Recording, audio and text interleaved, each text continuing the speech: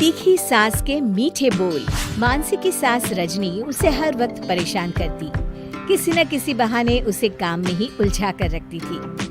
वो जितना भी अच्छा काम कर ले उसे बातें ही सुननी पड़ती। एक दिन, बहू कहाँ पर गई? कब से तेरा इंतजार कर रही हूँ। चाय की एक प्याली भी नहीं मिली। न जाने सुबह से क्या करती रहती है। तभी बहू चाय के साथ गर्मा गर्म नाश्ता लेकर आती है। ये लीजिए माँ जी। हे भगवान, ये तो चाहती है कि मैं मर जाऊं। तभी तो ये भारी सा नाश्ता सुबह सुबह ले आई। खा खा कर मैं मोटी हो जाऊं और बीमारी मुझे घेर ले और फिर पूरा घर तू हड़प ले। अरे माँ जी, शुभ शुभ बोलो। मरे आपके दुश्मन, न खाना है तो वापस ले जाती हूँ। बातें इतनी तो ना बढ़ाओ। ठीक है, चलो जाओ यहाँ से। कोशिश करती हूँ थोड़ा बहुत खा लूं। बहू प्लेट देकर निकल जाती है, लेकिन दरवाजे के पीछे छुपकर देखती है जहाँ सास चटकारे लेकर खा रही होती है। वाह भाई, मजा आ गया। गर्मा गर्म नाश्ता, भूख भी बहुत लगी थी। और वो सारा नाश्ता चट कर जाती है। दोपहर में सास एक बार फिर से चिल्लाती है, अरे बहू, कुछ खाने को नहीं बनाया? क्या चाहती है तू कि मैं भूखी ही मर जाऊं? अरे कहाँ मर गई तू? जिंदा हूँ माँ जी। और बहू प्लेट में खिचड़ी लेकर आती है। अरे ये खाना कौन खाएगा? खिचड़ी भी कोई खाने की चीज है? माँ जी, आपको डॉक्टर ने यही खाने को कहा है। हाँ, तू बड़ी मेरी माँ बनी है। अरे नहीं खाऊंगी मैं, ले जा यहाँ से। देखिए माँ जी, यही है खाने में और कुछ नहीं। इसे तो खाना ही पड़ेगा। और हाँ, मुझे अब कपड़े भी धोने हैं, मैं चलती हूँ। बहू के जाने के बाद सास खिचड़ी खा लेती है और सो जाती है।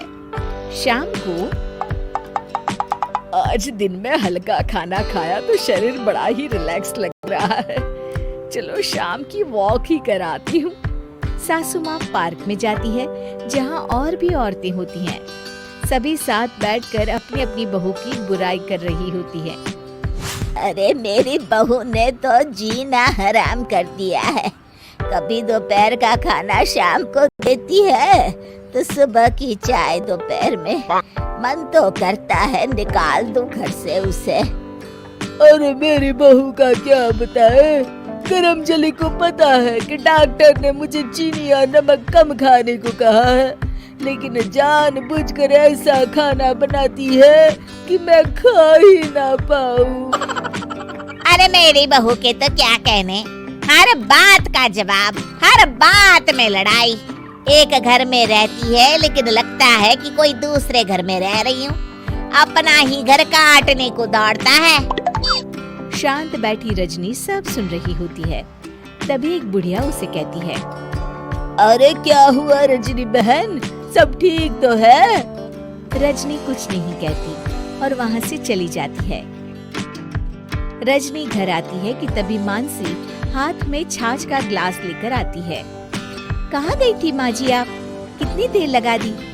मोबाइल साथ ले जाया करिए अगर कहीं जाए तो। सबको चिंता हो रही थी। हाँ, ये लीजिए, छाछ पी लीजिए, पेट ठंडा रहेगा। रजनी कुछ सोचती है, फिर जोर से चिल्लाती है, हाँ, तू तो यही कहना चाहती है ना कि मेरा भेजा गरम रहता है। अरे तू ही पी ले ये छाछ। इतना बोलते हुए सास पूरी छाछ पी जाती है। एक दिन रजनी की बहू रोते हुए घर आती है। अरे क्या हुआ? तभी घर की घंटी बजती है। पड़ोस की एक औरत घर में आती है और रजनी से कहती है, अरे रजनी बहन, अब मैं समझ सकती हूँ कि तुम हमेशा अपनी बहू को क्यों खरी खोटी सुनाती हो। बहुत ही गंवार बहू है तुम्हारी। तुम तो अपने बेटे की दूसरी शादी करवा दो। देखो तो जरा कैसे मेरे ऊपर सारा पानी गिरा दिया। माँ जी, मैं तो बस बालकनी में कपड़े सुखाने गई थी। ध्यान नहीं दिया कि नीचे चाची खड़ी है। हाँ, तू क्यों ध्यान देगी? ध्यान देती ना तो रोज रोज सास की गालियाँ ना खा रही होती। तभी मानसी की सास मानसी की तरफ देखकर उसे डांटती है। अरे बेवकूफ, कोई काम ठीक से नहीं कर सकती है, सिर्फ पानी डालने की क्या जरूरत थी? ऐसी औरतों पर तो बाल्टी मारना चाहिए था। मानसी सास की बात सुनकर हैरान हो जाती है।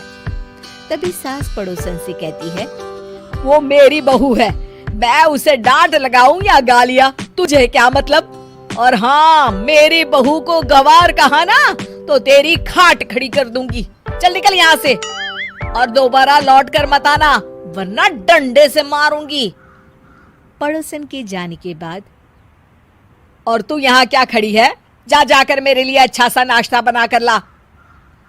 मानसी वहां से चली जाती है। शिक्षा, बोल भले ही कड़वे हो, रिश्ते में मिठास होनी चाहिए।